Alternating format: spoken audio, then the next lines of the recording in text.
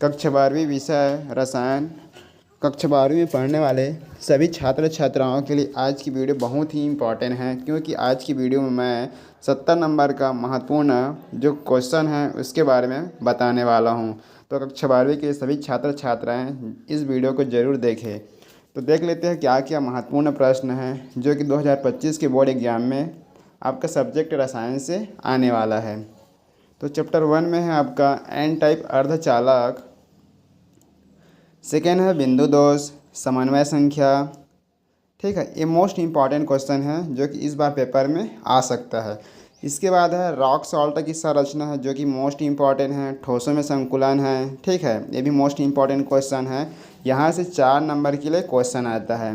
Brevis जालक है, एकक सेल के प्रकार है, क्रिस्टलीय ठोस है, लौ चुंबकीय पदार्थ है, प्रतिलौ चुंबकीय पदार्थ है, और शॉटकी और फ्रेंकेल इनमें अंतर, 2 अंतर या 3 अंतर या 4 अंतर भी हो सकते हैं। मोस्ट इम्पॉर्टेंट क्वेश्चन है ये। ठीक है, इसके बाद साथ आपका सरल घनीय एकक सेल है, एकक सेल के ये आपका डायमीटर है, पैरामीटर ये भी आ सकता है, और क्रिस्टलीय ठोसों का वर्गीकरण।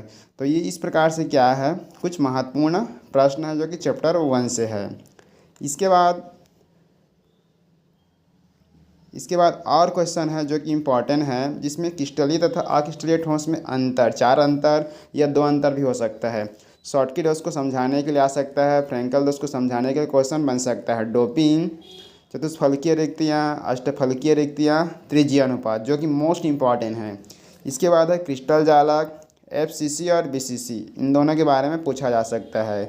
ठीक है, पैकिंग एफिशिएंसी, ये भी क्वेश्चन आपका आ सकता है। इसके बाद अनुचुंबकीय पदार्थ, प्रतिचुंबकीय पदार्थ और धातुओं का बैंड सिद्धांत जो कि आज तक नहीं आया, फिर भी पेपर में पूछा जा सकता है। तो ये इस प्रकार से क्या है, जो चैप्टर 1 है, ठीक है, उसका मोस्ट इम्पॉर्टेंट क्वेश्चन है। यहाँ से 4 नंबर के लिए आपका कंफर्म है। ठीक है, 4 नंबर के लिए आपका क्वेश्चन कंफर्म आएगा ही। ठीक है, इसके पश्चात सेकेंड चैप्टर है, वहाँ से राउल्ट का नियम है, ये मोस्ट इम्पॉर्टेंट है। इसकी गणितीय व्याख्या आपको करना है।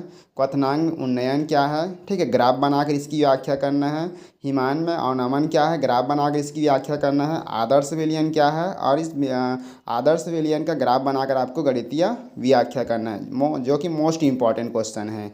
इसके बाद अनादर्श विलयन क्या है, अनादर्श विलयन का ग्राफ बनाकर आपको गणितीय व्याख्या करना है, ये भी आपका मोस्ट इम्पॉर्टेंट क्वेश्चन है। परासरण दाब, अवाष्पशील विलय का आणविक द्रव्यमान आपको ज्ञात करना है, ये भी मोस्ट इम्पॉर्टेंट क्वेश्चन है। इसके बाद आपको कुछ परिभाषित करने के लिए भी क्वेश्चन पूछा जा सकता है, जिसमें समपराश्रयी है और अतिपराश्रयी है। ठीक है, आइसोटोनिक और हाइपरटोनिक बोलते हैं, ये भी मोस्ट इम्पॉर्टेंट क्वेश्चन पूछा जा सकता है। इसके बाद इसी चैप्टर से है मोलरता और मोललता, इन दोनों में अंतर, या तो 2 अंतर हो सकता है, क्योंकि यहाँ से 2 और 3 नंबर का एक एक क्वेश्चन आता है। ठीक है, हेनरी का जो नियम है, परासरण और विसरण में अंतर भी पूछा जा सकता है।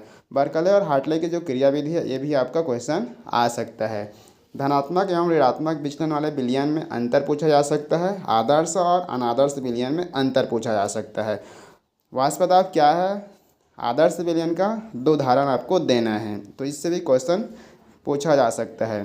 तो इस प्रकार से क्या है, आपका ये थ्योरी है जो कि 2 या 3 नंबर, यहाँ से क्या है, एक अंकीय क्वेश्चन आपका पूछा जाता है। तो अंकीय क्वेश्चन भी देख सकते हो। शुद्ध जल की मोललता की गणना कीजिए, जो कि मोस्ट इम्पॉर्टेंट है। ग्लूकोज की 18 ग्राम प्रति लीटर सांद्रता वाले विलयन की मोलरता ज्ञात कीजिए, ये भी आपका 2 या 3 नंबर में क्वेश्चन बन सकता है। इसके बाद है ऑक्जेलिक अम्ल के 6.3 ग्राम 500 ml विलयन में घुले हैं, विलयन की नॉर्मलता ज्ञात कीजिए, ये भी क्वेश्चन आपका पूछा जा सकता है। एथिलीन ग्लाइकॉल के मोल अंश, ठीक है, या मोल प्रभाज की गणना कीजिए यदि विलयन में C2H6O2 का 20% द्रव्यमान उपस्थित हो, तो ये भी क्वेश्चन पूछा जा सकता है। इसके बाद है 22 ग्राम बेंजीन में 122 ग्राम CCl4 मिला है, तो बेंजीन और CCl4 के द्रव्यमान प्रतिशत की गणना कीजिए, ये आपका द्रव्यमान प्रतिशत से है। मतलब यहाँ से आपका मोललता, मोलरता, मोल प्रभाव और द्रव्यमान, इन चारों से अंकीय क्वेश्चन पूछा जा सकता है। ठीक है, तो ये सभी को आप लोगों को देख लेना है। और यहाँ पर मोललता से क्वेश्चन बनेगा, मोल प्रभाव से क्वेश्चन बनेगा, और द्रव्यमान प्रतिशत से क्वेश्चन बनेगा, और मोललता से बनेगा। इसके बाद आपका जो प्रासरण दाब है, ठीक है, उससे भी क्वेश्चन पूछा जा सकता है। तो ये मोस्ट इंपॉर्टेंट क्वेश्चन है, जो कि चैप्टर आपका क्या है, सेकेंड से है। तो ये इस प्रकार से सेकेंड चैप्टर का मोस्ट इंपॉर्टेंट क्वेश्चन है। इसके बाद एक और अन्य चैप्टर है जो कि आपका क्या है, बहुलक से है। तो ये बहुलक का मोस्ट इंपॉर्टेंट क्वेश्चन देख लेते हैं। तो योगात्मक और संघनन बहुलकीकरण में 3 अंतर। ठीक है, ये क्वेश्चन इंपॉर्टेंट है, यहाँ से 3 नंबर का एक क्वेश्चन आता है। ठीक है, इनको समझाने के लिए पूछा जा सकता है। पॉलीथीन है और आपका पीवीसी है, टेफ्लॉन है, ब्यूना एस है, नायलॉन 6 है, नायलॉन 6 है, बेकेलाइट है, ब्यूना एन है, PMMA है और आपका वल्कनीकरण है। उसके बाद समबहुलक है, मिश्रित बहुलक है, ब्यूना एस है, नियोप्रीन है, डेक्रॉन, इनका 1 लाख पूछा जा सकता है। इसके बाद निम्नलिखित बहुलक का 1 लाख लिखने के लिए आपका बेकेलाइट का 1 लाख लिखना है, आपको नायलॉन 6 का लिखना है और सेलुलोज का लिखना है। इसके बाद आपको समझाना है नायलॉन 6 में 6 से क्या संकेत देता है उसको बताना है और इलास्टोमर को बताना है। ठीक है, इसके बाद और इम्पॉर्टेंट क्वेश्चन यहीं से है, थर्मोप्लास्टिक और थर्मोसेटिंग बहुलक में अंतर देना है। निम्न को समझाना है नियोप्रीन प्राकृतिक रबड़, निम्न को समझाना है ब्यूटिल रबड़ और नायलॉन 6 से 10। ठीक है, इसके बाद है आपका ड्रेकॉन। ठीक है, ड्रेगॉन है और PAC है। ठीक है, ये भी इम्पॉर्टेंट है। जैव बहुलक क्या है, इसके प्रकारों को आपको समझाना है, नियोप्रीन, टेफ्लॉन और PVC, इनका 1 लाख लिखना है। स्टायरीन, ऑर्लॉन, प्राकृतिक रबर, इनका 1 लाख लिखना है। गिप्टॉल, ठीक है, पॉलीएमाइड और पॉलिएस्टर, इनको भी आपको समझाना है। इसके बाद आपका रेखीय बहुलक, प्राकृतिक बहुलक, इनको समझाना है। इस प्रकार से बहुलक से 3 नंबर का एक क्वेश्चन जो कि मोस्ट इंपॉर्टेंट है, जितना भी मैंने आपको बताया इनमें से क्वेश्चन कंफर्म है, आएगा ही आएगा। ठीक है, इसके बाद आपका क्या है, चैप्टर 14 में है प्राकृतिक शर्करा। यहाँ से 1 नंबर और 3 नंबर का एक एक क्वेश्चन आता है। तो 1 नंबर का जो मोस्ट इंपॉर्टेंट क्वेश्चन है, ठीक है, यहाँ से कंफर्म है कि 1 नंबर का क्वेश्चन आएगा ही आएगा, जिसमें प्रतिलोमी शर्करा क्या है, एपीमर क्या है, ग्लाइकोसिडिक बॉन्ड क्या है, ठीक है, डेस्टिन क्या है, दो आवश्यक अमीनो अम्ल का नाम लिखना है, ज्यूटारायन क्या है, पेप्टाइड बॉन्ड क्या है, विकृतीकरण क्या है, प्रोस्टैटिक समूह क्या है, मोनोसैकेराइड क्या है, 3 हार्मोन का नाम लिखो, 1 हार्मोन का नाम लिखो। ठीक है, विटामिन C की कमी से कौन सा रोग होता है, के की कमी से कौन सा रोग होता है, विटामिन A की कमी से कौन सा रोग होता है, विटामिन E की कमी से कौन सा रोग होता है, विटामिन B2 की कमी से कौन सा रोग होता है। इस प्रकार से आपका जो, ठीक है, रोगों का नाम पूछा जा सकता है, या ठीक है उनका रासायनिक नाम पूछा जा सकता है, या उनका उपयोग पूछा जा सकता है, या उनका स्रोत पूछा जा सकता है विटामिन से। इसके बाद है सहएंजाइम क्या है। ठीक है, स्टार्च का सूत्र लिखिए, पॉलीसेकेराइड का 2 उदाहरण दीजिए, 1 उदाहरण दीजिए। ठीक है, डी और एल अभिविन्यास क्या है, अपचयी शर्करा क्या है, अनअपचयी शर्करा क्या है, डेस्टोज क्या है, न्यूक्लिक अम्ल क्या है, प्रोटीन की खोज किसने किया था, पिनॉप परीक्षण क्या है, वाम ध्रुवक क्या है। ठीक है, ये सभी क्वेश्चन आपका 1 नंबर के लिए पूछा जा सकता है। एंजाइम क्या है, और जल में घुलनशील विटामिन का नाम लिखिए, और जल में अघुलनशील विटामिन का नाम लिखिए, जो कि मोस्ट इंपॉर्टेंट क्वेश्चन है 1 नंबर के लिए। इसके बाद 3 नंबर का देख लेते हैं।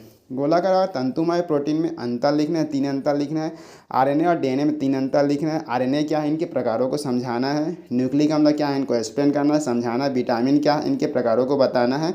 एंजाइम क्या है, इनके गुणधर्मों को लिखना है। ठीक है, यह इसके नामकरण को पूछा जा सकता है। और प्रोटीन के 3 उपयोग पूछा जा सकता है। द्वितीयक संरचना पूछा जा सकता है। प्रोटीन क्या है, इनके प्रकारों को भी पूछा जा सकता है। ठीक है, इसके बाद अमीनो अम्ल का वर्गीकरण है। कार्बोहाइड्रेट का महत्व है, क्या क्या उसके महत्व है, पॉलीसेकेराइड, डाइसेकेराइड, मोनोसेकेराइड और कार्बोहाइड्रेट का वर्गीकरण। ठीक है, इनको भी 3 नंबर के क्वेश्चन के लिए पूछा जा सकता है। इस प्रकार से मोस्ट इंपॉर्टेंट क्वेश्चन है 3 नंबर और 1 नंबर के लिए। ठीक है, इसके बाद जो लास्ट चैप्टर है वहाँ से 3 नंबर के लिए एक क्वेश्चन आता है, जिसमें से आपका प्रशांतक है, दर्द निवारक है, जवारनाशक है, प्रतिसूक्ष्म जैविक है, प्रतिजैविक है, ठीक है, पूर्तिरोधी है, रोगाणुनाशी है, प्रति मलेरियर है, ठीक है, प्रति अम्ल है, निषेचक है, ठीक है, प्रति हिस्टामिन है, ठीक है, खाद्य परीक्षक, भोजन का रंग। साबुन क्या है, इसके प्रकारों को बताना है। डिटर्जेंट क्या है, इनके प्रकारों को बताना है। सैकेरिन, ठीक है। तो इस प्रकार से मोस्ट इंपॉर्टेंट जो क्वेश्चन है आपका चैप्टर नंबर जो लास्ट है, ठीक है, दैनिक जीवन में रसायन, वहाँ से पूछा जा सकता है। उसके पास और क्वेश्चन है एलिटेम, ठीक है, सुक्रोलोज, रसायन चिकित्सा क्या है, इसका औषधि का वर्गीकरण को भी पूछा जा सकता है। पीड़ाहारी, ज्वारनाशक, प्रतिजैविक, पूर्तिरोधी, विसंक्रमी, ठीक है, प्रति अम्ला, हिस्टामिन, प्रतिहिस्टामिन, साबुन के प्रकार, डिटर्जेंट के प्रकार, भोजन रंग, ठीक है, सल्फा औषधि क्या है, उनका नाम भी पूछा जा सकता है। या दैनिक जीवन में उपयोग किए जाने वाले रासायनिक पदार्थों का नाम भी पूछा जा सकता है। ठीक है, तो ये इस प्रकार से मोस्ट इंपॉर्टेंट क्वेश्चन है जो कि बहुत ही, ठीक है, बहुत ही ज़्यादा आने की संभावना है, मतलब इसमें से आपका 95% इनसे क्वेश्चन पूछा जा ही सकता है 2025 के लिए। ठीक है, तो बच्चों आज की वीडियो में इतना ही।